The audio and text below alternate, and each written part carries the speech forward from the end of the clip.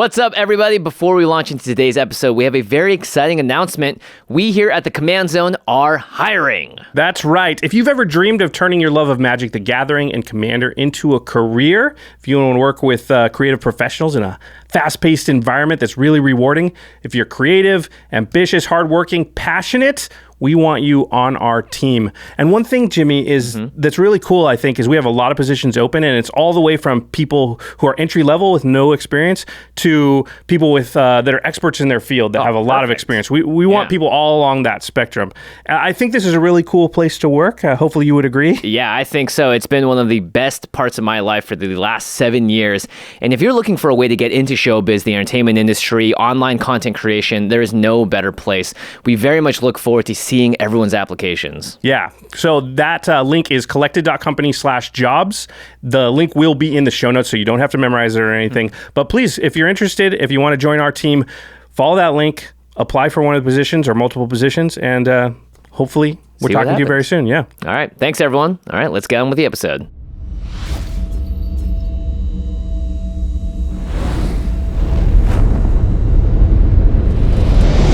Greetings, humans. You have entered the Command Zone, your destination for all aspects of Elder Dragon Highlander. Enjoy your stay. Hello, everyone, and welcome to another episode of the Command Zone podcast. I am one of your hosts, DJ, and today I'm joined by... Jake Boss. Hello, Jake! I typically work on game nights, but they wheeled me out to talk about this insane deck today. Well, today we are doing a Precon upgrade guide for Planar Portal. It's the Rakdos Precon. And look, these Precons are awesome, but we need to make sure that they're functioning a little bit better to be able to hang out at commander tables. So we're going to talk about the deck, find out if it's the kind of thing you want to buy, and Jake here is going to walk us through what 10 cards to sub in and sub out to make this deck hang with all of your friends. But before we get started, let's talk about our sponsors. Oh, yeah.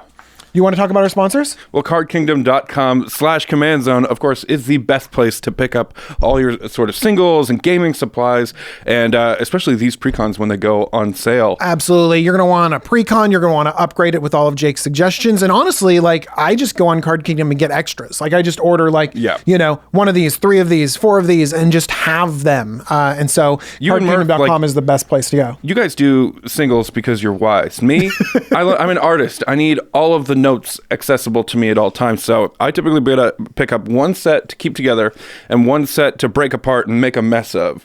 So I highly recommend that if you're honestly like me. If you're a big mess like me, that's the way to go.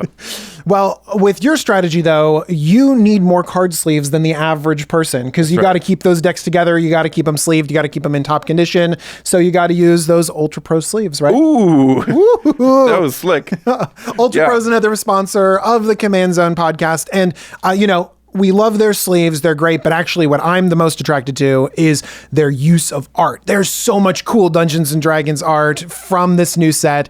And UltraPro has the licenses to be able to put them on playmats, to put them on sleeves, to put them everywhere. And the art is amazing. So UltraPro is the place where you can make your decks beautiful. That's right. In the Pro Gloss sleeves right now, let's talk about webcam commander games. Oh. Those Pro Gloss sleeves show up clearer than any other sleeve that I've used so far. Way to bring in the teching. I'm like, art looks pretty, and Jake's over here saying like, oh, from a technical standpoint, I will tell you what works well. Because glare is such an issue, and a lot of sleeves, they will catch light from any direction or whatever, but they're crystal clear on the playmat. And as somebody who helped shoot game nights, that's one of the number one things I'm thinking about. Good tech right there. UltraPro is also awesome at creating deck boxes, including the game nights exclusive deck box. Look at that beauty. Currently on Kickstarter, but it is a limited release. Right. We only made so many of these, and even now, you could be at danger for not getting one. Have you seen the lining on this thing? I've seen the lining on this thing is amazing. Beautiful. It's got all of these beautiful little Game Nights logos all throughout the lining. Here's the thing. Go on Kickstarter. see if they're even still around, because they honestly might be all gone. Yeah. I was filming the B-roll that you might actually be seeing right now. One of our editors is going to put up their favorite shot right here of me opening and closing this thing probably 100 times in a single day. So there's probably no one more close to the operation of this deck box than your friend Jake right here. And you give it your seal of approval? 100%. Wow. This thing's great. Wow, nice. So, going on to our Kickstarter, that's one way to support us. But of course, one of the best ways to support us is on Patreon. We love our patrons. They're amazing. They're phenomenal. There are some cool perks that you get. You can watch extra turns and game nights a day early. You can get on Discord and say, hey, I'm building this Planar Portal deck. I need help. At Jake to get all of his advice on the Discord. He is there to help you out. But of course, there's always one lucky patron that we shout out every single podcast. And this episode is dedicated to Jonathan Puzareth. Jonathan, you rock. I hope one of us pronounced it correctly. I don't think I did. The name is like close to, I have Laotian cousins and their name is close to that. So I'm hoping I got a piece of it. We'll see. Jonathan, let us know in the comments down below. You rock. You rock. All right, let's get into the episode. So the key to this is we're going to break down the deck. We're going to talk about the commanders. We're going to talk about the key cards that make this deck work, like some of the stats. Some of the stats that we also care about are the reprint value. We have to know if this is financially viable to be able to buy these things, to get those reprints that we want, to get all those new cards that we want. But of course, you're here to pump up the power of the deck, right? Oh, for sure. And one thing that is confusing me off the bat is what's with the name? Planar Portal. That is like the most generic MTG name ever. Planar Portal. Is it a little bit of a Dungeons and Dragons name a little bit? That might make a lot of sense. The Planar Portal between the two planes. I don't know. But come on. We can do a little bit better than that. We could call it like... do you know what? At the end of this episode, you're going to give me the name, maybe not of this because we can't change the Precon name, but the name of your upgraded deck. Oh, okay. At the end of this episode, you're going to be like, and I present my upgraded deck, and its name is blank. Oh, I'm excited. So okay. I'm excited too for this. The pressure is on. Okay. All right. So let's launch in and find out what these commanders are. Let's talk about the face commander. Why don't you present that to us? Okay, so the face commander is Prosper Tomebound. He's 2, a black and a red, and a tiefling warlock with death touch. And I'm sorry, a what warlock? A tiefling warlock. This is brand new to Magic. All these, but not brand new to D&D. I'm assuming, right? Exactly. Okay, sorry, I interrupted you. Sorry, keep going. I was excited about a tiefling. These are good things to be excited about. So, already, Mystic Arcanum. At the beginning of your end step, exile the top card of your library until the end of your next turn. You may play that card. They've named abilities in this set. I like that. That's very cool. I like it a lot. And then Pact Boon. Whenever you play a card from exile, create a treasure token. When I saw that, I was like, this thing is going to be a house. Wow. Okay, so 4 mana value, 1 for death touch. Who cares about that body? Because it enters into play and like you get access to a card. Immediately, it does something. And yeah, or at the beginning of your end step. But you play it during your main phase. Your end step happens, and then you get a card that you have access to until your whole next turn. Exactly. And the way that mana ramp exists in Commander today, if you're not playing him by turn 3, it doesn't make any sense. Well, and then you keep playing extra cards, and then you get extra treasure. Exactly. So that it kind of feeds itself. It gives you cards, and it creates treasure for you to cast your next card. This, by the way, this impulse draw of exiling it and then having access to it throughout all of your opponent's turns, that is like my new favorite. Yeah. Like that's the worst part of impulse draw is that it's on your turn, it's available, and then it's gone. So your opponents aren't really worried about that card anymore. This is like, oh, well, now this removal spell or this interaction is available all the time. I like that. That extension all the way to your next turn. Because when you have a Force DMC commander, you drop it on turn 3. Ideally, you've ramped into it perfectly. You don't have any mana left.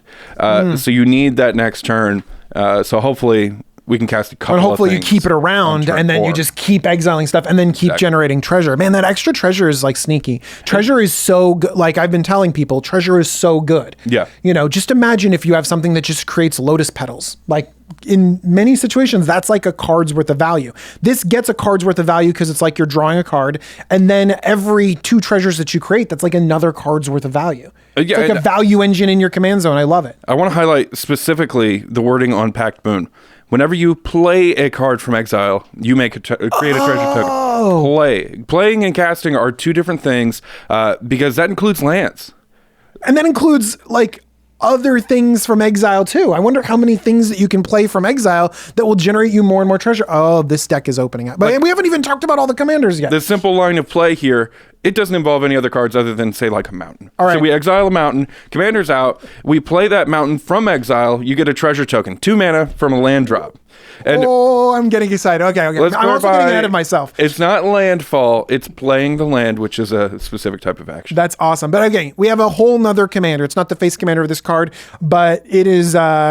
I don't know if this is scary or comical. Let's take a look at the next Rakdos legendary from the Precon. All right, Karazakar, the Eye Tyrant, 3 black-red for 5/5. Legendary creature, Beholder, classic D&D monster. Nice. Whenever you attack a player, tap target creature that player controls and goad it, which means until the end of your next turn, that creature attacks each combat if able and attacks player other than you if able. Okay, so we're already reaching out across the board and interacting. That's very cool. And whenever an opponent attacks another one of your opponents, you and the attacking player each draw a card and lose a life. Even if it didn't goad, I feel like that second ability we've already seen on commanders that are super playable. Yeah. Now, are you worried about the symmetrical effect that you and the other person are drawing a card? Not as much, because if you're putting this into your command zone, you need to build an advantage that's going to let you take care of it. So you're basically saying, like, I'm going to deploy my cards more efficiently than you. And also, if you're goading everyone, then you're actually drawing like 3 cards as all your opponents are attacking, and then they're each only drawing 1. So you are breaking that. It feels symmetrical, but you're actually breaking it over the whole turn of a table. Yeah, like the second ability might actually be the primary ability, and the first ability kind of fixes it in your favor. Well, that's actually pretty great too. Also, it pressures life total. I know that 1 life doesn't feel like a lot, but when you're goading creatures into attacking into other people, then you're actually like exchanging a lot of damage around the table, and life total becomes sort of a real thing. What do you think about the goad mechanic, Jake? I love it. I love getting people out into the red zone when it's working. When it's not working, it's a lot less exciting. So what makes it work? Because we're going to talk about which commander belongs in this deck. What makes goad work in a commander deck? Being against plenty of creature strategies, which... What makes it work? Who you're playing against. Exactly. But what about if you have enough creatures? Does that mean that like even their incidental creatures, like even if you goad them, like you're able to take advantage of the board? Are you talking about like goading your own creature? No, not goading your own creatures, okay. but like, here's the thing. Let's say that I attack and you have nothing to goad, and it's like, oh, wah, it's not working. But if you have a big enough board presence, you're actually fine that they have no creatures to goad because you're pressuring them on the battlefield. Yeah, it's already cleared a path. Like, the problem is that they have no creatures, your strategy is already online in a different way. So that's an interesting alternative to the issues that I have with goad. Okay, so with these 2 commanders, we have one that has to do with playing things from exile, drawing cards. Card advantage, mana advantage, sounds like classic commander stuff. Does not attack well, is a 1/4 death touch that gives you value, so not swinging in the red zone. And then we have the Beholder that loves things attacking all over the place, that causes some chaotic attacking back and forth that still generates card advantage. Card advantage on both of these, but definitely different strategies. So we're going to have to pay attention to which one fits this deck well. We've got one other legendary creature, but it cannot easily be the head of this pre-constructed deck because it's mono black. And then you'd have to get rid of all the red cards, and that's way more than 10 cards in, 10 cards out. So why don't you still introduce us to the other legendary that you can run in this deck? All right, Lorcan Warlock Collector is a 5 black 7 mana value commander. It's a 6/6 flyer. Whenever a creature card is put into an opponent's graveyard from anywhere, you may pay life equal to its mana value. If you do, put it onto the battlefield under your control. It's a warlock in addition to its other types. If a warlock you control would die, exile it instead.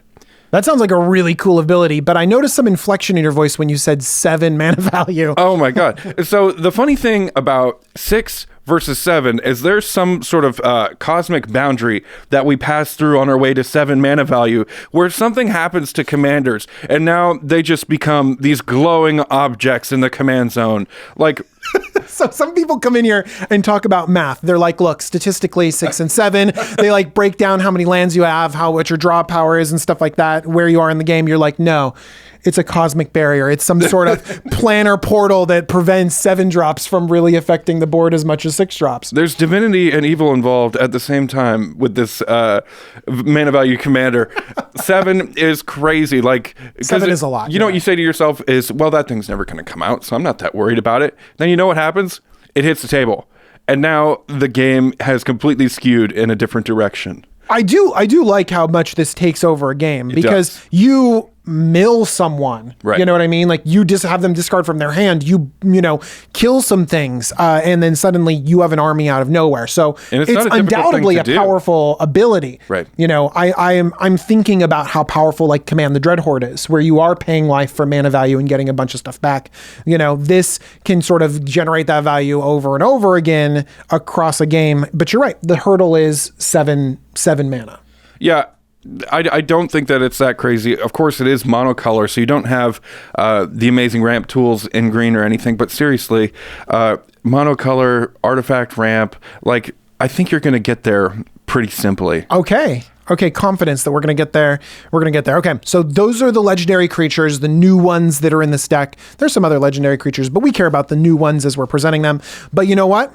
We're going to get a little bit deeper. We're going to talk about some of the stats. That was a good one, Jake. Congratulations. Thank you. It's so weird. Like, the guys aren't even here, and these things are living beyond them. I mean, why wouldn't you want to just go stats? I mean, it's yeah. I remember when I was an editor in Portland before I moved here, I actually made a graphic for stats. I love it. Okay, but let's talk about the stats because they help us understand this deck, and that'll help us understand which commander belongs at the helm of it. Let's start off with something that's critical to commander: a ramp. Jake, how many sources of ramp do we have? 11. That feels pretty healthy. That seems really good. Plus, we look at the face commander that makes a ton of treasure tokens. Like, we're getting there. And by the way, I did not include like incidental treasure creation as ramp. Wow. So like your commander did not count as a ramp piece because honestly, it's not ramp, but it is incidental ramp. You know what I mean? Yeah. So some of the treasure creation that can happen in here can just supplement the existing solid ramp that we have. So really, this is a really good number, 11. Awesome. Card draw. 13 pieces of card draw. Whoa. Who wrote these lists? That's pretty good. Actually, this has been a theme in a lot of these lists. They've been really well rounded. Yeah. We've gotten a lot of good ramp and good card draw on these things. And by the way, card draw, one caveat. It is a lot of impulse card draw. An impulse card draw has diminishing returns. You know, if like, let's say your turn starts and you say, okay, I'm going to draw 4 cards, exile this, exile this, exile this, exile this. I can play them this turn. What are the odds that you actually can't play all 4 of them? It's actually pretty high. Yeah. So there's some card selection there. One of those, we're happy. We're doing our thing. 2 of those, oh, this was a great turn. So you're burning 3 cards. So yeah, a lot of card draw.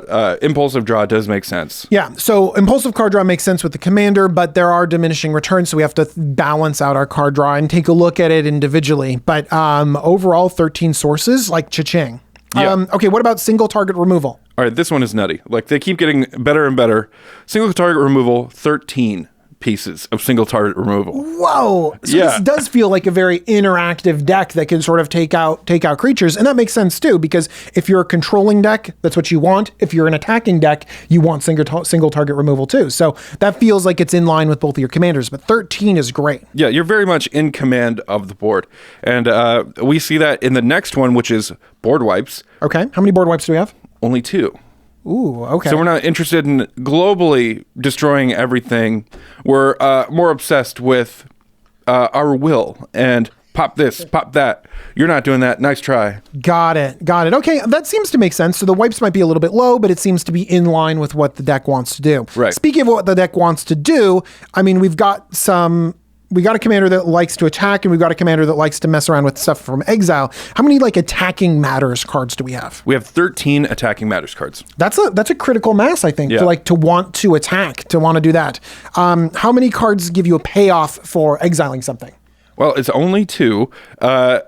But being the face commander, I feel like that counts as a lot more. That represents a lot more. Yeah, I mean, that makes sense. It means that you have access to that all the time if it is your face commander. Okay. Also, one thing that we talked about earlier is that, do you really need a payoff for drawing a card? You know what I mean? Like, It's do you a really pretty need a good payoff payoff. for just exiling or playing something from exile itself seems to be its own good payoff. It is, yeah. Okay, before we talk about who's going to home this deck and how you're going to upgrade it, let's talk about a few more stats, and that's the value of this commander deck. Now, one thing to note is that this is only counting up the 53 reprints in the deck, not the new cards. We don't know the prices of the new cards because this is before any of the new cards. The community knows the new cards, so it's just reprints. But it's a good thing that we're measuring up just the reprints because we've measured up the reprints the same way for all of these pre-constructed decks. So we have historical data that can let us know if this is a good deal or not. Jake, what's the total reprint value in this set? $92.01. Okay. That seems pretty good because that's higher than the Strixhaven pre-constructed decks. They average out at $88 of reprint value, higher than the 3-year average that we've accumulated, which is $87 of reprint value. So it's good, but it's not as high as some of the other pre-constructed decks out there. Some of the other ones were nutty. Are we satisfied with better than average? For me, when I pick up a box and I know that there's $92 of value for everything accounted for as far as reprints go, 100% that's worth it if you're doing just the numbers. If we're talking about logistics, things that I'm actually going to use in my decks, there's probably still MSRP's worth of value in this deck. For sure. Actually, one thing that you notice is that you're like, things I use in my deck. Actually, I think that in this deck specifically, there are more staples than in the other nuts decks. and bolts. Like really the nuts and bolts that go in a commander deck, that go in a Rakdos deck. I think that they are in this pre-constructed deck more than many others that I've seen in general. Just overall. Because we'll talk about those notable reprints. And honestly, I think that as long as it is better than average, then that kind of like takes the burden off. You can be like, oh, I can pick the deck that I want to, as long as I know that it's better than the average pre-constructed deck. Yeah, this one especially, it reintroduces a few pieces back into the play group that might have been missing before because the price was too prohibitive for the effect. Well, let's talk about some of the notable reprints. There are 14 cards worth more than $2, and we're going to mention them. What's the top card reprinted in this pre-constructed deck? Yeah, like I was just saying, Disrupt Decorum. To me, this is a card that spices up the pod, but I'm just not willing to pay, $18 for $18. Decorum. Ugh. I know. And honestly, this Disrupt Decorum used to be like a card that I would tout. It would be one of my budget, like game ending, really have a big impact on the board because it was a couple bucks, you know, and then when it kept rising and kept rising, it became less worth it, right? Right. I think that it's an amazing effect. You win games with Disrupt Decorum that you don't usually win. By the way, text is 2 red, goad. Go to all creatures. Go to all your opponent's creatures. Yeah, and it's great because a typical board wipe at 4 mana, we'd expect to destroy everything. This is introducing action to the board. And action is where we go from, say, like a 17-turn game to a much more reasonable 10 to 12-turn game. I love Disrupt Decorum. Awesome. Obviously better against creature decks like you were talking about with your commander here. Next up, we have Talisman of Indulgence. That's the red-black talisman. That was $9. It's a super solid reprint. I know, right? Great. Felwar Stone, another 2-mana mana rock, coming in at $6. This is what I'm talking about these staples that just go in so many different decks. Yeah. Felwar Stone, 2-mana mana ramp could almost go in any deck. Same thing with Talisman of Indulgence. I would love to put that in any decks that are Rakdos colored or even more colors. So a lot great of these cards, reprints right there. I would never expect them to be like a Felwar Stone to be $6. Because it goes in so many decks. Well, guess what? It's not going to be $6 for long. Not Get anymore. that price down. This is how we tend the prices. I love it. What's up next? Vandal Blast, $5.99. Solid reprint. Everybody needs a few copies of Vandal Blast. I think so too. Honestly, Vandal Blast is a staple. It's 1 red to destroy an artifact, but it's 4 and a red to overload it and destroy all your opponent's artifacts. Are your friends playing a Lorehold Artifact Matters deck? No, Vandal Blast them. They're not anymore. Nice try, pal. All right, next up is Loyal Apprentice, $4.99. Really great. 2 CMC. Yeah, makes little Thopters when your commander's out on the battlefield. Repeatedly makes Thopters. I love Loyal Apprentice, played in a lot of Artifact Matters decks. I'm a connoisseur of tokens, so anything that's pumping out tokens at that mana value is crazy. Perfect. Bedevil is $5, reprinted here, just solid removal spell. Foreboding Ruins, $4.50. They've reprinted a lot of really good lands across the board in these constructed decks. Direfleet Daredevil, $4. Well, how did that happen? Everything has gotten away from me so quickly here. I love Direfleet Daredevil because it's here's the thing. Snapcaster Mage is great and arguably better. You know what I mean? It lets you predictably recast your own spells. But Direfleet Daredevil is so much more fun because you're going after your opponent's stuff. You're like, oh, let me see that blue spell over there. Ooh, let me see that green ramp spell over there. And you Direfleet Daredevil flash it back. I think it's way fun in our format. This deck too. Oh, really? Yeah, for sure. Solid. Perfect. Next up. Tainted Peak. Yeah. $3.99. Chaos Warp, $2.99. Soul Ring, $2.49. Always $2.50. Keep printing those Soul Rings. Some great untapped land action with Smoldering Marsh at $2.29. Again, Arcane Signet at $1.99, and Rakdos Signet at $1.99. So wait a second. If we're looking at mana ramp here, we've got a Talisman, a Fellware Stone, a Soul Ring, an Arcane Signet, and a Rakdos Signet. 5 of these cards are just solid rocks that go in any deck.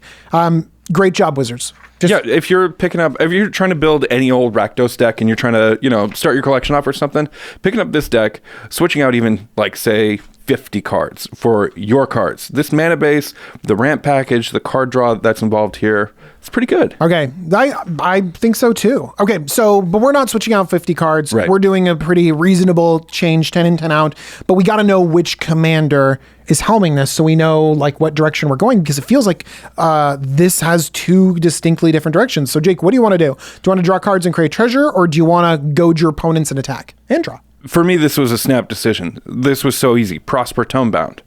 The face commander of it. Okay. So do you feel that strongly about it, or do you think that it's either or? Here's the thing. I think that if you're going to be attacking, you need a higher quality of creature because your creatures need to matter more, because attacking is inherently a little bit of a weaker strategy. Yeah. We talked about the removal package in here. We have great card draw, great ramp, and great removal. Is there room for creatures that impact the board a lot and that matter, that attack really well, for that whole goad package? Right. I think that you made the right decision by going with classic commander stuff, card draw, and ramp. And that plays into some of the other strategies in the deck. So even though I think I personally like the Beholder a little bit better, I think that you picked the right one to upgrade for this Precon. Yeah, I think the Beholder is probably going to be a more fun deck in the right place. But for sure. Value Town. That's where we're going with Prosper Tomebound. Awesome. Tomebound to Value Town. All right, so we're going to be playing cards from Exile. We're going to be creating treasures. So what are the best cards in the deck, the best cards that you're going to highlight that are going to make this deck sort of hum? Well, the first one is Vandal Blast. Overloaded Vandal Blast. Destroy each artifact you don't control. That's great. It clears a path so easily. I like also that this having 2 modes means that it's more reliable in Exile, right? Where you can just play it for 1, and when you can play something for 1 out of Exile with your commander, you immediately get that back with your treasure token. Oh yeah, that's a really good point. Yeah, so you can just be like, oh, I don't have 5, or I want to do more things this turn. I'll Vandal Blast 1 thing, and then it's free almost. Yeah, it's basically free. You got to spend money to make money in this deck for sure. That's a key concept. But yeah, any free cards like this, we've definitely got our eyes on. I can't believe I'm touting the non-overloaded version. You should overload this as much as possible. It's backbreaking. That's just a really great card to choose. All right. Next is Pontiff of Blight. It has Extort, so whenever you cast a spell, you may pay white or black. If you do, each opponent loses 1 life, and you gain that much life. So you extort for 1 against 3 opponents. You're gaining 3 life. They each lose 1. And an important thing here that might be confusing for new players is the rules text, the reminder text on Extort has white-black in it, but that's just rules reminder text. This can still go in a mono-black deck. That text is not officially in the rules text. Yeah, it's not in the box. It could just say exploit and nothing else. And then the reminder text is just a reminder. It doesn't influence commander's color identity. And that's great for our treasures. Yeah, it gives every other creature extort too. So if you have a lot of other creatures, you could cast a single spell and go, oh, extort it for this creature, extort it for that creature, extort it for that creature. Right. Let's say we cast that Vandal Blast from exile. Now we've got our treasure up. We can pay the extort cost however many times we possibly can.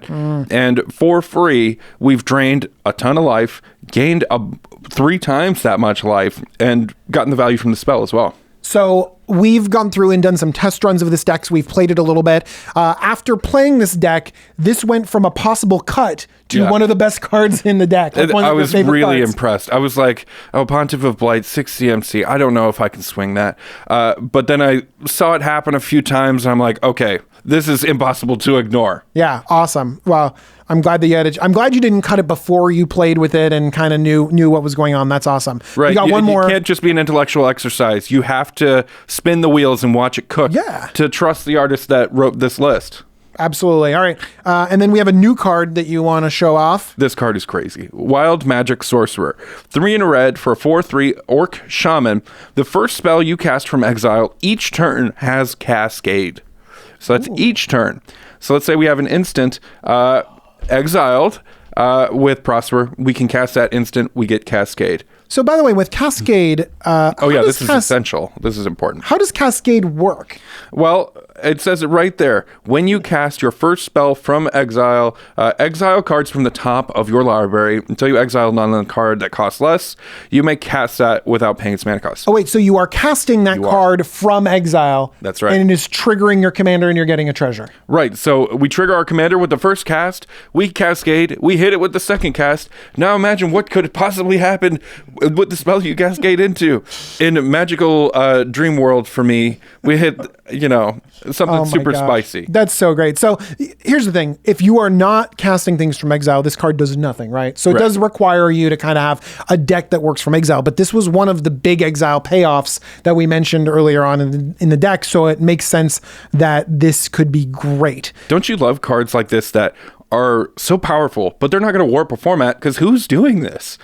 Who's casting cards from exile other than a pretty specific strategy? I do like that it does, that is for a specific strategy, that, this is a house in some decks, and other decks it's like, wait, what does it do? Right. It also is pretty delicate because on its own, it doesn't do anything. And you can't just cast one card from exile. You need to keep casting cards from exile in order for this to keep cascading and to keep giving you value. So it does have to stick around on the battlefield, I think, which makes me a little bit nervous, but the fun factor and the power level just overwhelms that. I'm excited about it. And at 4 CMC, by the time you're casting this, you will have probably cast your commander already, and you'll have a little bit of mana left over extra to hopefully cast something the turn that it comes in. So 2 hits off of your commander with the Wild Magic Sorcerer out, I feel like... And a lot of other Exile Matters stuff in the deck too. Exactly. Okay, perfect. I'm a big fan of that. Okay, so we're going to talk about what cards you added to the deck, what cards we're taking out. But before we get into that, let's hear a nice little mid-roll break from our sponsors. This podcast is sponsored by BetterHelp Online Therapy. Check out betterhelp.com/commandzone. Your loss, my gain. Hi everyone, it's me, Hole Breacher. Most of you probably already know this because it was sort of a big public thing, but I recently lost my job. I got caught up in the crazy rush of wheeling away other people's hands to make a boatload of treasure, and I didn't think about how it was affecting others. As you can imagine, becoming unemployed in this fashion has caused me a lot of stress, shame, and guilt. That's why I've turned to BetterHelp, the best place for professional counseling done securely over the internet. BetterHelp is customized online therapy that offers video, phone, and even live chat sessions with your therapist, so you don't have to see anyone on camera if you don't want to. Plus, it's much more affordable than in-person therapy, and you can start communicating with your therapist in under 48 hours. Unload the stressors and get some unbiased feedback. You'd be pretty surprised what you might gain from it. See if it's for you. This podcast is sponsored by BetterHelp, and Command Zone listeners get 10% off their first month at betterhelp.com/commandzone. That's BETTERHELP.com/commandzone. Thanks to therapy, I've learned to focus on wheels that make everyone happy, like Ferris wheels, and cheese wheels, and cartwheels, and pinwheels, and spinning wheels. You can't eat magic for breakfast, or can you? It's MAGICSPOON cereal! Slow down, Jimmy. I used to love cereal too when I was a kid, but then I found out it's full of sugar and carbs. Not with Magic Spoon. Whoa! Magic Spoon has 0 grams of sugar, 13 grams of protein, and only 4 net grams of carbs in each serving. That's way better than your usual cereal. And it's just as tasty, with so many different flavors, like cocoa, fruity, frosted, and even peanut butter. This is good. Too good to be true. Nothing is too good to be true with Magic Spoon. There you go.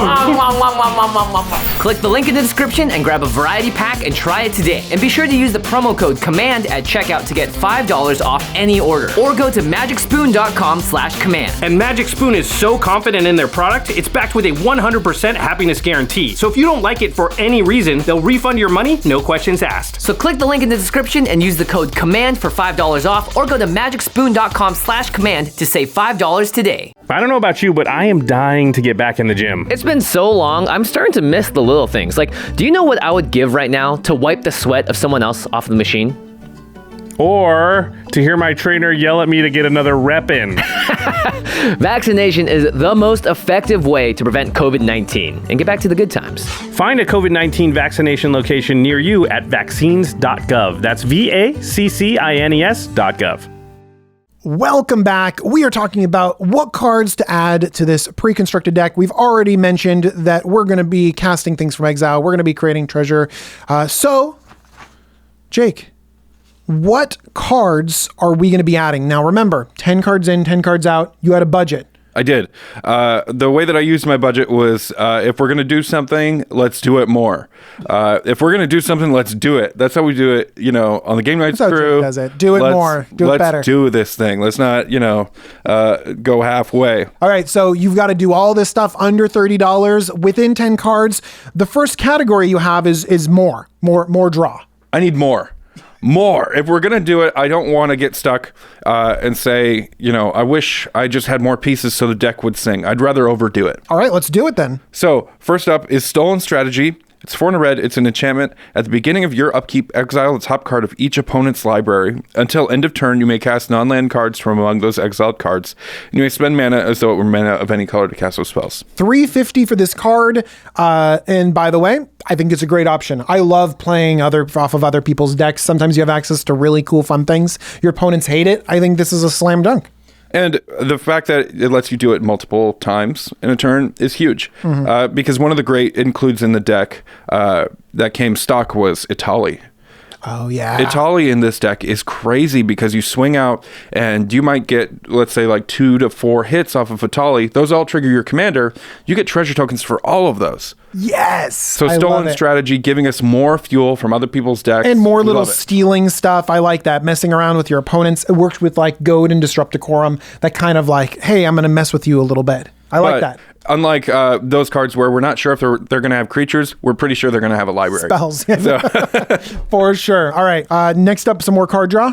Yeah, another enchantment, Valakut Exploration, 2 and a red, landfall. Whenever a land enters the battlefield under your control, exile the top card of your library. You may play that card for as long as it remains exiled. At the beginning of your end step, if there are cards exiled with Valakut Exploration, put them into their owner's graveyard. Then Valakut Exploration deals that much damage to each opponent.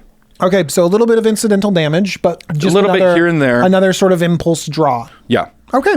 Sounds good. And from landfall too. Let's talk about like the play pattern of we got a land exiled with Prosper. We play it. We get a treasure token, and then we get another impulsive draw off of this card. And even if we don't cast that card, it's going to deal some damage ideally. I like the idea of, because you are going to have a lot of things exiled, hopefully a lot of options to play cards. I like the idea of like just saying, okay, if we don't do it, then we can do 1 damage. Like it's fine. Exactly. Yeah, If it just had that first ability, it'd be worthless. But the fact that it does something extra is good. Sounds good. All right. More draw. More. Let's do more. Another red enchantment. 3 and a red. Vance's Blasting Cannons. A legendary enchantment. At the beginning of your upkeep, exile the top card of your library. If it's a non-land card, you may cast that card this turn. Whenever you cast your 3rd spell in a turn, you may transform Vance's Blasting Cannons. Ooh, what does it transform into? Or you're like, I don't even care. Into a land that adds a red, or 2 and a red and tap it to lightning bolt something. Deal 3 damage to target creature or player. Okay. I like the idea of being able to lightning bolt stuff. I like the idea of like, hey, you know what? If I'm getting to the point in the game where I can cast 3 spells, you know, maybe I don't need this other exile effect. Yeah. I can transform it and turn it into ramp. Yeah, exactly. I always think of these spells, same with Search for Escanta and cards like that. I always think of them as ramp spells first, and if they do something along the way, that's pretty cool. Search for Escanta is actually one of my favorite blue ramp spells. It's it's a very, very good card. And the lightning bolt effect, who knows? You know, it might help you out later. I mean, like there is a lot of like little bit of damage here, a little bit of damage there in this deck, and so being able to be like, all right, lightning bolt you, untap lightning bolt you, like that could be a real threat. So I like that. All right. More draw? Even more draw. Okay, let's do it. Oracle's Vault. This is a little bit expensive for an artifact, but the effect is a little nutty. So it's a 4-mana artifact, 2 and tap, exile the top card of your library. Until end of turn, you may play that card. Put a brick counter on Oracle's Vault. Love brick counters. So it ticks it up, and then tap and exile the top card of your library. Until end of turn, you may play that card without paying its mana cost. Activate this ability only if there are 3 or more brick counters on Oracle's Vault. All right, so more card draw, but also when you start ticking this thing up, you could just be casting spells for free. Yeah. And then actually it's not for free, it's for plus mana because hopefully you're getting treasure. And in a pretty tuned deck, we're talking about, this is a very slow card for a high cost. But in this type of environment where we're talking about upgraded precons that are 10 cards in, 10 cards out, this sort of environment that we frequently see after the new commander set drops, this card is perfect. You have plenty. I like how you can have control over when you activate it, so you can activate it on your opponent's turn, even though you might miss, it might not be good, but you have that option. Yeah. Yeah. Some more draw? Some more draw. Lelia, the Blade Reforged, 2 and a red, legendary creature, Spirit Warrior. She's a 2/2. Haste. Whenever Lelia, the Blade Reforged, attacks, exile the top card of your library. You may play that card this turn. Whenever you exile 1 or more cards from your library and or your graveyard, put a 1/1 counter on her. Oh, this is some draw, but this is a beater. Really. Yeah, this is another exile payout. This thing is you're exiling cards all over the place. This thing's just going to get huge. This is like what we are doing already. So the fact that it fuels the engine as well is so cool.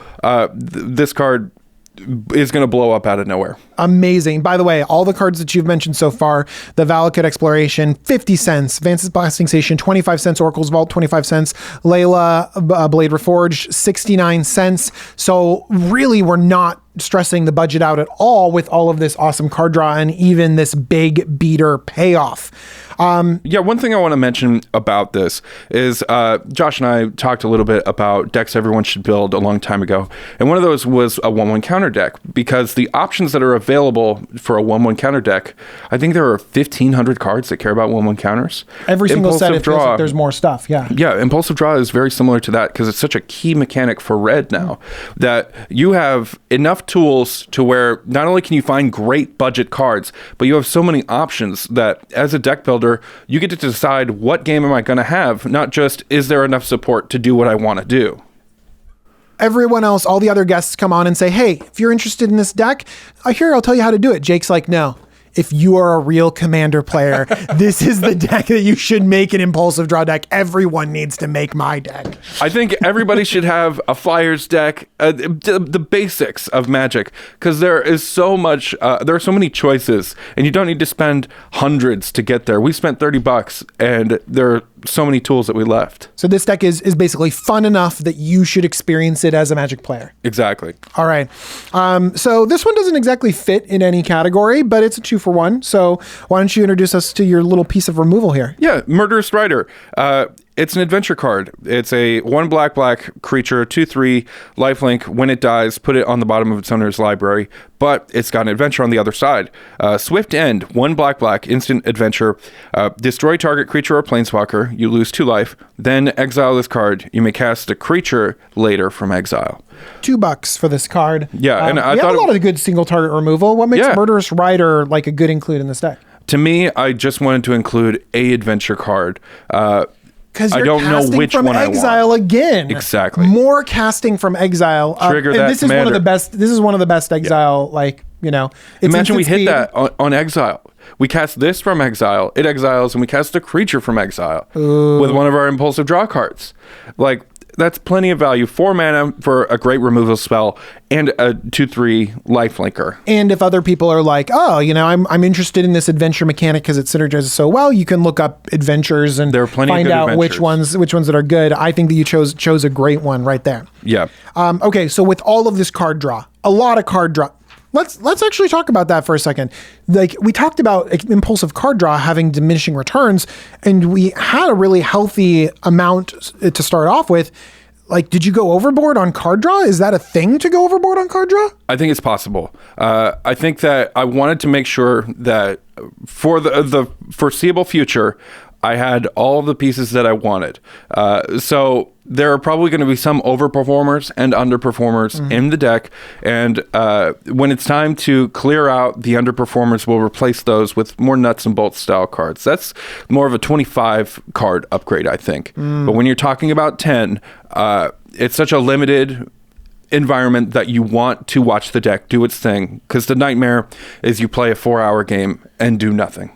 Also, during our playtesting, one thing that I've saw that Jake did is that he had his board of exiling cards, and then he would exile another thing that would give him more cards and just not cast something else. Yeah.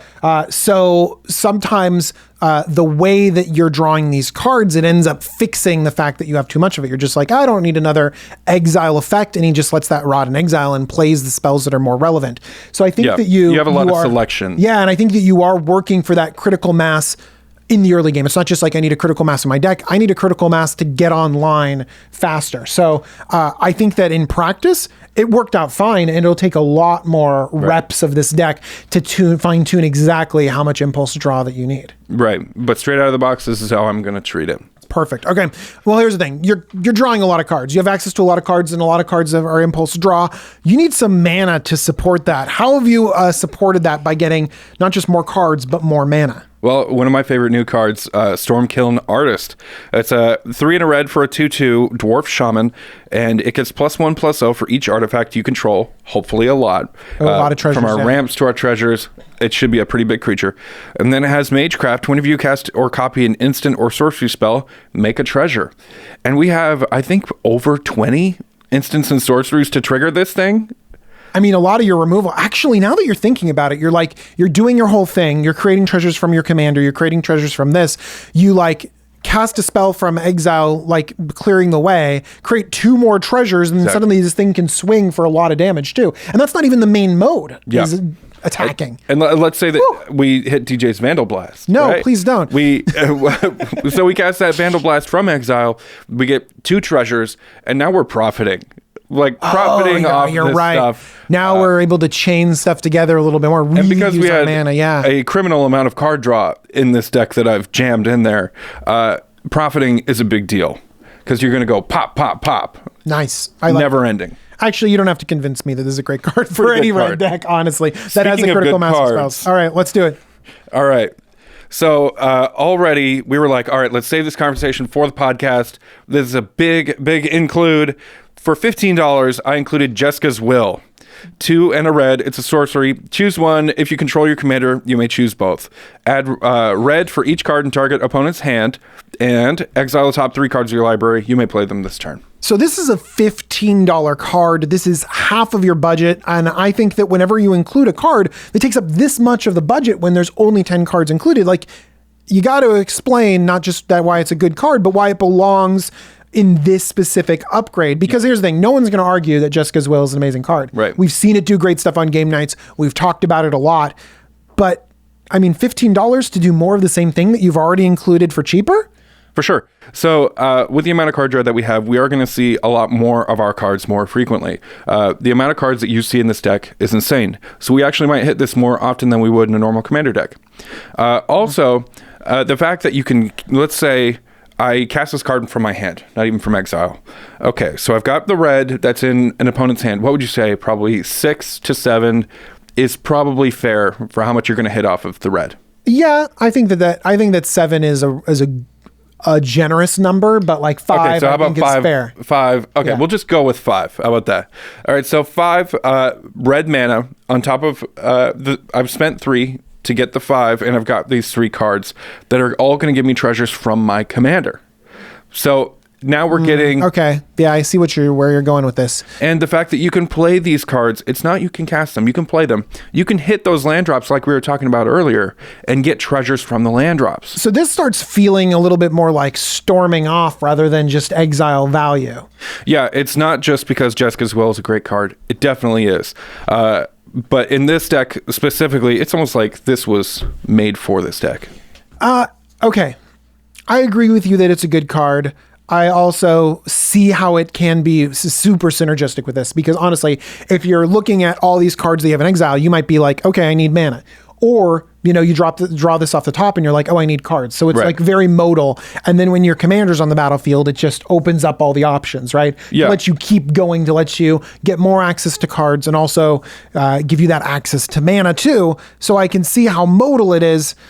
I think I'm still having a hard time with the $15. I understand. I think a big thing to consider is that in this deck, if you don't have your commander out, you're in trouble. You need to have your commander out. Okay, yeah. Even if it means casting it for 8 commander tax or something crazy like that. Now, let me do my paper throw. Yeah. Oh my god. Editors, you're going to make that thing fly across the screen. Oh, whoa, there goes the paper again. That was amazing. Amazing. Okay, and ideally, we're casting this from exile. So let's say that we impulsive draw into this card. We cast it from exile. Immediately, you get the treasure, plus the mana. You play a land that you hopefully hit with this thing. Magical Christmas Land is not far away with Jessica's Will. So $15 though. Okay, so you're more thinking like, because here's the thing, I can see that crazy upside. Right. And so you're saying like, look, that upside is so fun. It's doing exactly what you want to do. It's going to make your deck feel really powerful and to do what your commander wants. Sure, a lot of $15 cards will do that, yeah, though, right? From my point of view, I'm thinking maybe a safer card, maybe like protection for your commander. You know what I mean? Sure. So one thing that I want to mention with the $15 card is this card was recently printed in November, I think, in Commander Legends. And it's been an amazing card. Right now, it's $15. I feel like this card is probably not going to get printed for a while. I mean, I don't know the future. Financial advice from the pre-constructed upgrade deck. Yeah, All right. let's say I am not an MTG financial advisor, but picking up a card like this for the perfect deck, you're not going to be sad that you have a Jessica's Will here. But there's tons of $3 and $4 cards that are great in this deck that aren't necessarily great in other decks. But as your collection grows, you're definitely going to be happy that you picked up this Jessica's Will, and you're going to tweet at me and say, hey Jake, thanks so much for that advice. I can't believe Jessica's Will is this price right now. Okay, so here's the upsides are that it's a perfect card for the deck. It clearly synergizes with everything. It's powerful and it's fun to play with powerful cards. Also, it's expensive, but it is like a headliner card in red, and you want to own it anyways. So and then the downsides are kind of like, hey, it takes up a bit of your budget for 10 up, 10 down, but you know what? I know where you're coming from, and I can agree with that logic. We have so many great tools, like I said earlier, about impulsive draw, because Magic does that so often that you don't necessarily need to spend a ton of money to get a great finely tuned deck. So when you have the budget, spend it on something exciting that does exactly what you want to do. Something that you say, ooh, I cast that Jessica's Will. Because you know what happens is in the mornings, sometimes we'll come into the office and talk to each other about like, oh man, I was playing this game last night, and you know what happened was this. Jessica's Will is one of those spells. I hit this off of Jessica's Will. That made me a treasure. I played the land, and that gave me enough to do the thing. Like Valakut's Awakening, you're like, yeah, I exiled a card that I didn't cast, and I did 1 to each opponent. You're like, no. That's not the stuff we talk about. You generate the stories off of a card like Jessica's Will. I get what you're talking about. Yeah. Okay. By the way, we're not even done yet. We've got another one, which is another, by the way, expensive card, $7 for your next choice. Yeah, but it was just so good. But I'm not. This one I feel is worth that $7 price tag. Let's talk about Bergie. So I mainly cared about the backside, but the front side says 2 in a red. It's a legendary creature god, 3/3. Whenever you cast a spell, add red. Until end of turn, you don't lose mana as steps and phases end. Creatures you control boast twice during each of your turns rather than once. We don't care about that so much. I don't even remember they boast twice. I'm like, wait, is that actually text on this thing? Yeah, I never noticed that because we're too busy on the storminess of the front side. Oh my god! But here's the thing: I think that the front side is great because you're exiling a bunch of cards. You're creating treasure and Bergie's generating mana, so it gives you more options to play more cards that you've exiled. Exactly. Yeah. There's a lot of whole play backside. patterns. Yeah. So the backside stands on its own. Bergie, she works like crazy on the front side. But the backside is Harnfell, Horn of Bounty, legendary artifact. Discard a card, exile the top 2 cards of your library. You may play those cards this turn. 4 and a red gives you more ways to play things from exile. Jake needs more card draw. By the way, even the things in the more mana section are still like, no, but it also does card draw. Yeah. Just because, I know that it makes mana, card draw. So anything that says discard a card, definitely gets you thinking about madness. Is there madness in this deck? There is not madness in this deck, but you're going to have so many cards in exile, you might be discarding to hand size. But this card in particular, I just want to mention, I did not include any madness, but you are casting stuff from exile with madness. So that would trigger your commander. Someone smarter than me might be able to figure out an excellent madness Got it. deck. So just like you included one card that was from an adventure. Exactly. You're like, I also want to mention madness because madness is like a thing. There are amazing, smart Magic players out there who might crack this card wide open with a madness package. But yeah, Harnfell in this deck, discard a card, impulsive draw twice. If you're in the madness theme at all, that just pops off like crazy. Perfect. Well worth $7. And our last include... This one, we came across it yesterday, actually. We were looking at this, and we were like, well, you don't want to throw in an Exsanguinate or a Torment of Hailfire. That's easy. I was actually ribbing Jake. I was like, Jake, you have so much card draw in this deck, really? He's like, yes, really. And I shouted it from across the room, of course I do. But then this card, I'm like, this card. This card is great. It's a suspend card, so Glimpse of Tomorrow. It has no casting cost. It's a sorcery. Suspend 3, and it costs red. And then when it resolves, shuffle all permanents you own into your library, then reveal that many cards from the top of your library. Put all non-aura permanents revealed this way onto the battlefield. Then do the same for aura cards. Then put the rest on the bottom of your library in a random order. So you shuffle everything, and then you reveal for all the stuff that you shuffled. Okay. Including your treasure tokens.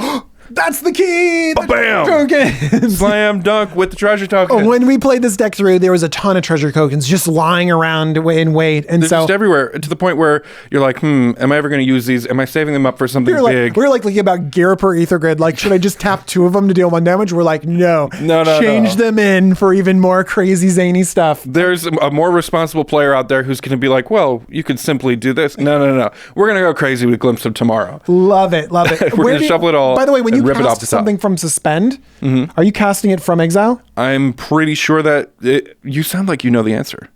I'm pretty sure that's the truth because you exile it with suspend counters, then you may cast it, right? Yes. Yeah. So another thing that gets cast from exile, so people could be like, interesting, and then put more suspend cards in there. So I really like your upgrade guide because like we're mentioning madness, we're mentioning adventures, we're mentioning suspend, we're mentioning all these different things that you can cast from exile, which can trigger your commander and do more stuff. Don't thank me, thank Prosper. Like this card is so freaking cool. The fact that it's tapping into one of the most basic things that red does. It gives us, like, this could have been a mono red card and been just as exciting. Love it. Okay, great cards to upgrade it. But here's the thing. We're not going to do you any favors by telling you all the awesome Magic cards that exist out there. You would just throw them into this deck and then it doesn't become, tuned. You need to know what cards to take out in order to actually pump up the power level of this deck so it can hang with your friends. Jake, what cards have you cut? Well, the first 3 are a strange rat package that are in this. Ogre Slumlord, Piper of the Swarm, and Chittering Witch. I'm not quite sure why there's a ton of rats, maybe for the attacky matter stuff, but it looks like secondary and tertiary strategies to me. Not that interesting. Okay, yeah. Loyal Apprentice. Loyal Apprentice also creates a little token. I mean, I guess... Great card. But like it feels like it's attacky. It feels like it might be for one of the other ones. Why play Loyal Apprentice when you could play a card draw spell? I mean, yeah, you could. The card draw could be anything. It could even be a 1/1 Thopter. It could even be a repeatable token that comes in every turn. Ogre Slumlord really cares about things dying, going into combat. We're clearly not the combat deck. Right. Piper of the Swarm has you gaining control of target creature. That's kind of a beholder type thing. I think that it's mainly there to pump out tokens that you have reliable attackers that you don't care about. Got it. Possibly. You're right. It feels like it doesn't really belong here. Right. What's our next cut? Fiend Lash. What's Fiend Lash do? It is a new card. It's a brand new card. Artifact equipment. Equipped creature has +2/+0 and has reach. Whenever equipped creature is dealt combat damage, it deals damage equal to its power to target player or planeswalker. It's kind of cool. I am a Pretty big good fan card. of this. Turns your cards into like Boros Reckoner style stuff or Brash Taunters or Stuffy Dolls. The equip cost is 2 and a red, so we're actually talking about a 5-mana investment for something that only pumps power and not toughness. Here's the thing, it belongs in other decks, and I can see how in attacky decks you make it harder. People don't want to block as often, but you're right. It's a thunderous include with something that's like a Brash Taunter or Boros Reckoner, cool effects. Yeah, the Stop Hitting Yourself deck is so excited about this card. They're in love. I'm in love with this card, but not for this deck, not for creating treasures and casting spells. Yeah, I actually know some other precons in this set that might enjoy that card even more than this one. Ooh. So stay tuned. All right, and then I removed, to DJ's disappointment, Ebony Fly. It's a 2-mana artifact. It comes in tapped. That's all I needed to read to cut it. But what? 2-mana artifact comes in tapped. It taps for a colorless, and then 4 roll a die or roll a d6 at the end of until end of turn. You may have Ebony Fly become an XX insect artifact creature token or creature with flying, where X is the result. So you roll a d6, and then it's whatever the result is, flyer. And then when it attacks, another target attacking creature gains flying until end of turn. Great attacky card. This is just one of my favorite cards in all of the pre-constructed decks. Like ramp all spell. of them across that. It's decent. It's a 2-mana ramp card. Like that's Sure. what we want. We want 2-mana ramp in these decks. We've got signets and we've got talismans in this deck. Like But I here's the feel thing, it's too big also- for my britches on this card. 2-mana ramp. Okay. And then in the late game, like average case, pump 4 mana in becomes a 3/3. Yeah. You know, and then fly something else to get extra damage. That Stormkiln artist can start flying in.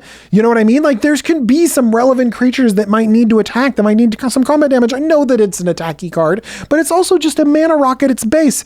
I am upset. I think that it's a wise include. It's smart and it's going to end the game. But if the game ends, how do we draw cards? So here's the thing. Jake, I was just floored because Jake decided to include a card that I hate, and he's like, "Oh, but it's fun."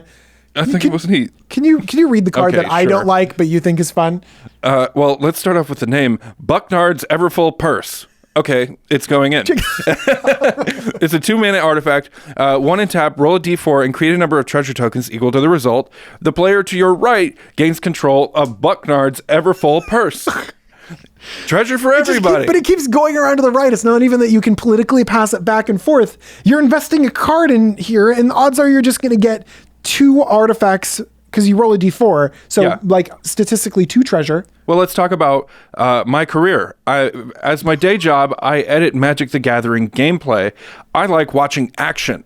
I like seeing big, exciting things happen on the board. Check out our Commander Legends episode where Joe Johnson plays a Root Weaver Druid. Everyone takes a deal and gets more lands on the board. There's action going on. That game was off to the races. I'd rather play like that and give more treasure tokens than include an Ebony Fly that comes in tapped. You know what? I said my things. Okay. You're probably right. Let's keep going. But I might be having more fun. Okay, something we can all agree on is a Razka Relic. It's a 3-mana artifact with Ascend. So if you have 10 or more permanents, you have the City's Blessing. So it taps to add a colorless, and tap sacrifice it. You gain 3 life and draw a card. Activate it only if you have the City's Blessing. 2-mana artifacts are way better than 3-mana artifacts. This doesn't even fix. Good cut. Yeah, terrible cut. Terrible card for the deck. Dance Macabre. That's how you say that, right? Yes. Dance Macabre. 3 black sorcery. Each player sacrifices a non-token creature. Roll a d20 and add the toughness of the creature you sacrifice this way. First off, love that. Very D&D that you add modifiers to your roll. Super cool. Oh, yeah. Okay. And then if you roll 1 to 14, return a creature card Return a creature card put into a graveyard this way to the battlefield under your control. So that's the basic effect. But if you roll over a 15, return up to 2 creature cards put into graveyards this way to the battlefield under your control. So it's an edict effect, but you have to sacrifice too. So everyone has to sacrifice. That's like a 1 mana spell, Innocent Blood. You know what I mean? Yeah, like it's there a are a 1 lot mana better ways. spell. So, and this right here is a 5 mana spell. Okay. You also have It's a fun. reanimation thing. Right. So, but like, if they're sacrificing bad creatures, like incidental creatures, you're not getting anything great back, and no one's going to sacrifice their big warlock if they don't have to. It's a really fun card on paper because, like, even just reading it, I was excited by the modifiers and stuff. But in practice, I think that Magic players are they're great game players, and will You're just not not let me going to get have what what you I want. want. Like, you're not going to get what you want. And you can't get anything from their graveyard or your graveyard. It has to be what's sacrificed. So you're either getting something, your own thing back, or getting something that they have. Yeah, no, I'm done. Yeah, the curve of how exciting it goes is, ooh, that's a cool card, down to, all right, well, I got this Llanowar Elves, and pass for 5 mana. For sure. All right, one more cut. All right. Hellish Rebuke, classic D&D spell. It's 2 and a black for an instant until end of turn. Permanents your opponent's control gain. When this permanent deals damage to the player who casts this spell, sacrifice this permanent. You lose 2 life. So they deal damage to you, and then they immediately die, and they lose 2 life. So it basically gives you, the player, death touch.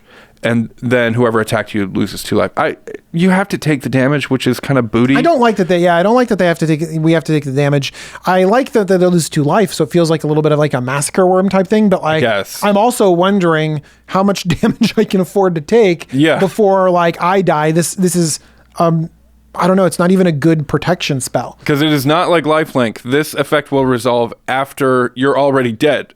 So it doesn't matter, that an ideal situation is they probably swing at you with a bunch of 1/1s. You cast this, Do you know what else and then trick them. Look at this. Like, this is so conditional. You need to hold this in your hand and use it at the exact right time. Yeah. What about a deck that exiles everything? Do you know what I mean? Like, these last 2 spells. Where they see it coming. Yeah, these last 2 spells, like you need to have the board set up exactly right, and then you're like, now's the right time to play my Edict and Reanimate. Now's the right time to play my kill your things after you attack them. If you're just like exiling these things to play them on your turn, whatever, like, or when they can see it, they do nothing. So I think that getting rid of these things, they're conditional, is a great choice. I could see Hellish Rebuke in a deck that's less like, here's exactly my plan, like this one is. That's, more secretive. It's not even good in a goad deck because they don't attack you. It's not great, but it could be a lot better in another deck than it is in this one. Fantis the Warweaver that makes everyone attack. That's a great And then idea. they attack you, and then you're like, ha, you take a lot of damage. Yeah. All right. Great cuts, except for the Ebony Fly. I hate you. Yeah, well, it sucks to be wrong, doesn't it, DJ?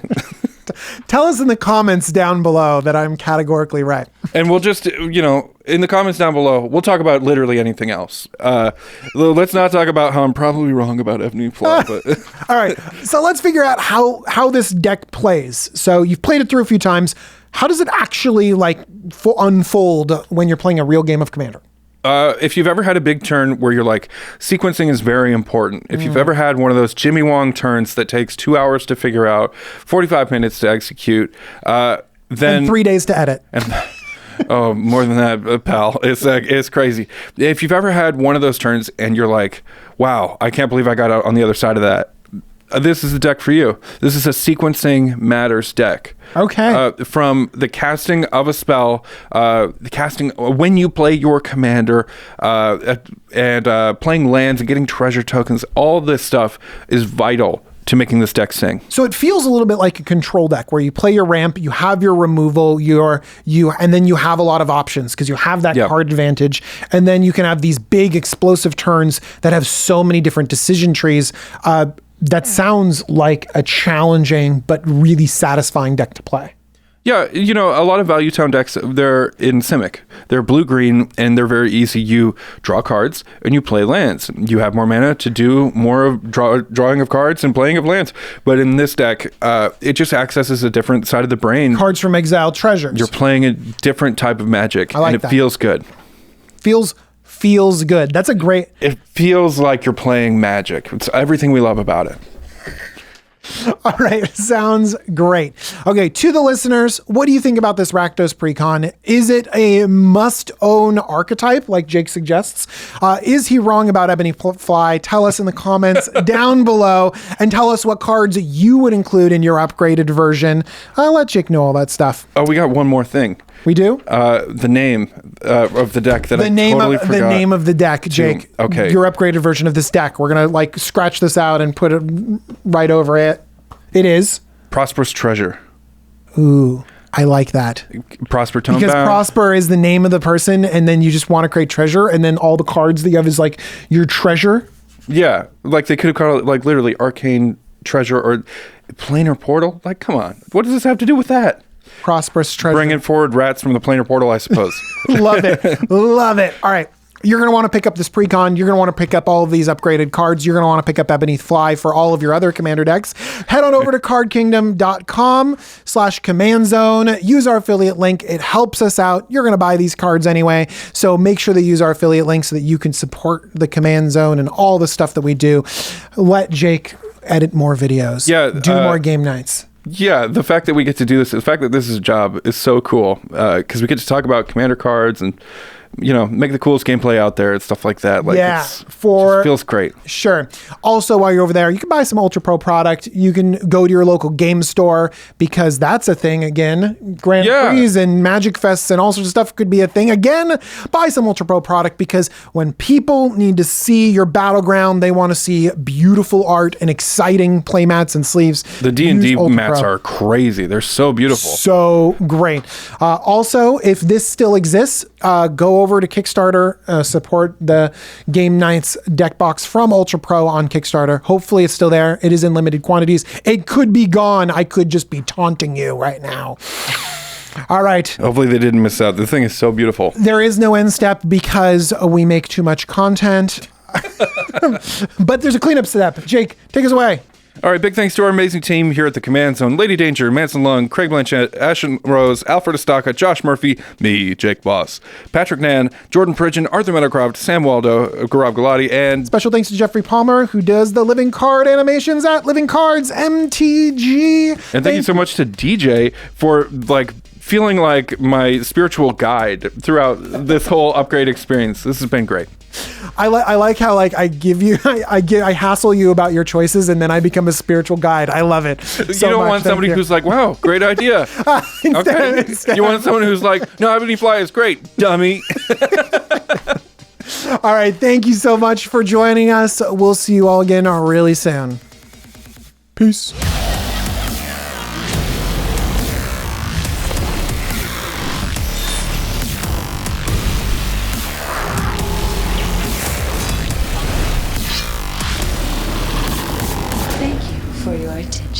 For further inquiries, send an email to commandcast@rocketjump.com or ask us on Twitter @JFWong and @JoshLeeQuai.